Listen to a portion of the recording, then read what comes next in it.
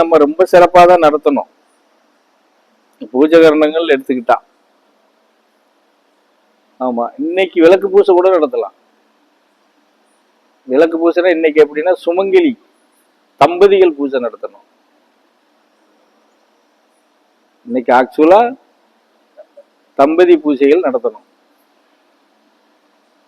தம்பதி பூஜைகள் நடத்தி நம்ம பூஜகரணங்கள் பண்ணோம்னா, யாகத்தை வளர்த்தோம்னா அது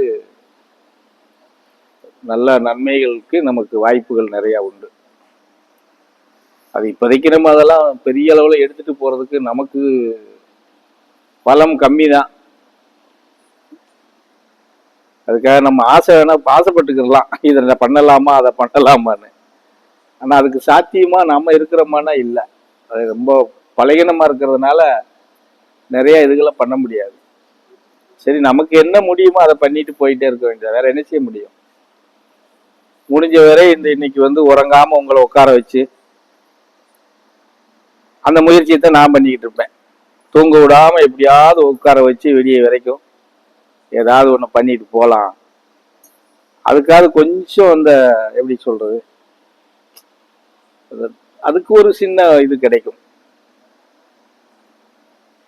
இன்னும் சொல்ல போனா இந்த வருஷ பலனே மொத்தமா நமக்கு இன்னைக்குதான் நம்ம இது பண்ண முடியும்.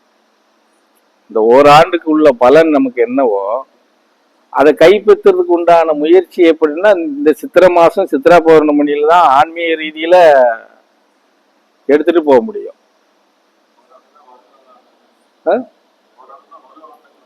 ஆமா, இதுல இருந்து ஒரு ஆண்டு கணக்கு வச்சுக்கோங்க, அடுத்த சித்திரை வரைக்கும் வச்சுக்கோங்க.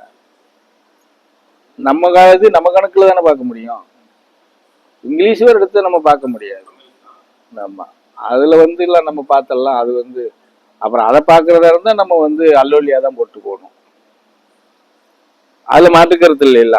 அவங்க வச்சிருக்கிறத அல்லோலியாவுக்கு வச்சிருக்காங்க, நாம அதுல போய் நிக்க முடியாது இல்லையா. அப்படி அந்த ஆண்டுகள் நம்ம பண்ணோம்னா அல்லோலியா பிடிச்சிட்டு போனாத்தான் அது பலனை தரும்.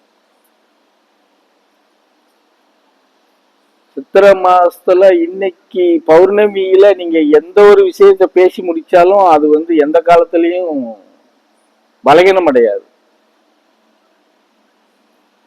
எப்படி இன்னைக்கு ஒரு திருமணம் பேசி முடிச்சாலும் சரி, ஒரு நிலங்கள் பத்திரம் முடிச்சாலும் சரி, ஒரு வீடு கட்டுறதுக்கு இன்னைக்கு வாஸ்து பண்ணா இன்னும் நல்லா இருக்கும். பௌர்ணமியில எப்படி ஆடி பெருக்குக்கு பண்றோமோ, 18ஆம் பெருக்குக்கு பண்றோமோ, அதே மாதிரி இன்னைக்கு சித்ரா பௌர்ணமியில பண்ணுனா அந்த ரெண்டு ஈக்குவல்ல இருக்கும். அன்னைக்கு என்ன நன்மைகளை நம்ம பேசுறோமோ அதே நன்மை இன்னைக்கு இருக்கும். ஆனா நம்ம செய்வோமா? செய்ய மாட்டோம். யாரோ கூட கேட்டாங்க, சித்திரை மாசத்துல வீடு பால் காய்ச்சுறாங்களேன்னு கூட கேட்டாங்க வேலூர்ல. நம்ம பக்தர்கள் தான் யாரோ கேட்டாங்க. நான் அதுக்கு விளக்கமே சொல்லலை அந்த இடத்துல. அவங்க விருப்பம் செஞ்சுக்கிட்டாங்கயா அப்படின்னு சொன்னேன். புரிஞ்சதா? அந்த மாதிரி ஒவ்வொன்றும் ஒவ்வொரு நாட்கள் இருக்கும். அந்த மாதிரி தான் பண்ணிக்கிறோம். சித்ரா பௌர்ணமிங்கிறது இதுதான். இன்னைக்கு பொறுத்தளவுல கல்யாணம் பேசி முடிக்கலாம், திருமணம் நடத்தலாம், வீடுக்கு நாள் பார்க்கலாம், பத்திரம் முடிக்கலாம். இப்படி உங்களுக்கு எது நன்மைன்னு நினைக்கிறீங்களோ அதெல்லாம் இன்னைக்கு செய்யக்கூடிய நாள். அதுதான் இதுல இருக்கிற சிறப்பு. தொழில் தொடங்கலாம், எது வேணாலும் பண்ணலாம் இன்னைக்கு. புரிஞ்சதுங்களா? சித்ரா பௌர்ணமியில இருக்கிற சிறப்பு இதுதான். ஒட்டுமொத்தமா மனித வாழ்க்கைக்கு என்ன முக்கியமா தேவைப்படுதோ அத்தனையும் இன்னைக்கு பண்ணலாம். சரியா? அது இப்படி நம்ம எதுவுமே பண்ணாம இருக்கும்போது நமக்கு இந்த வருஷத்துல ஏதாவது ஒரு நன்மை நமக்கு தேவைப்படுது அப்படிங்கும்போது முழுமையா இறைவனை நாடி இறைவனை தேடி கொஞ்சம் தூக்கத்துக்களை இதுகளை தியானம் பண்ணி கொண்டுட்டு போகும்போது அது உடல் ஆரோக்கியத்தை சார்ந்திருக்கலாம்.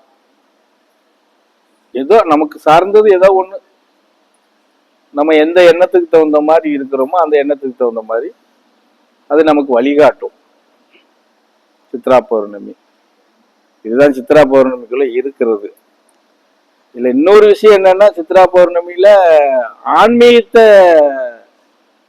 எடுத்து போறவங்களுக்கு மிக சிறப்பா இருக்கும். ஆன்மீகத்தை எடுத்து போறவங்களுக்கு சித்ரா பௌர்ணமி வந்து ரொம்ப கை கொடுக்கும்.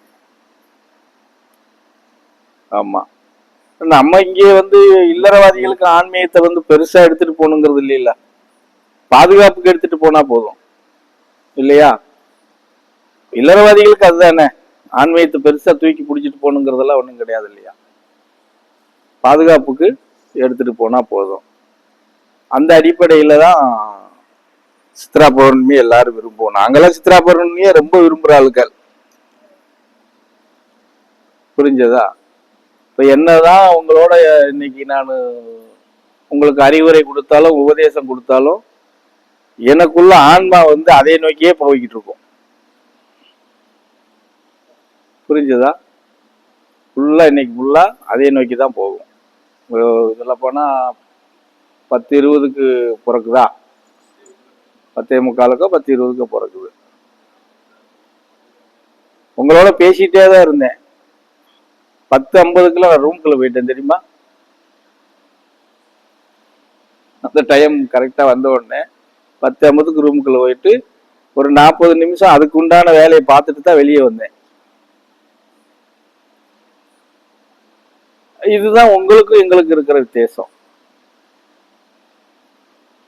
அத அந்த வரக்கூடிய நாள் அந்த துவக்கத்தை வரவேற்று அதுக்கு ஒரு மதிப்பு மரியாதையும் கொடுத்து அவங்கள வணங்கிட்டு அதுக்கப்புறம் நம்ம எப்படி வேணாலும் ஆன்மா ரீதியா உள்ளுக்குள்ள போட்டிக்கிட்டே இருக்கலாம்.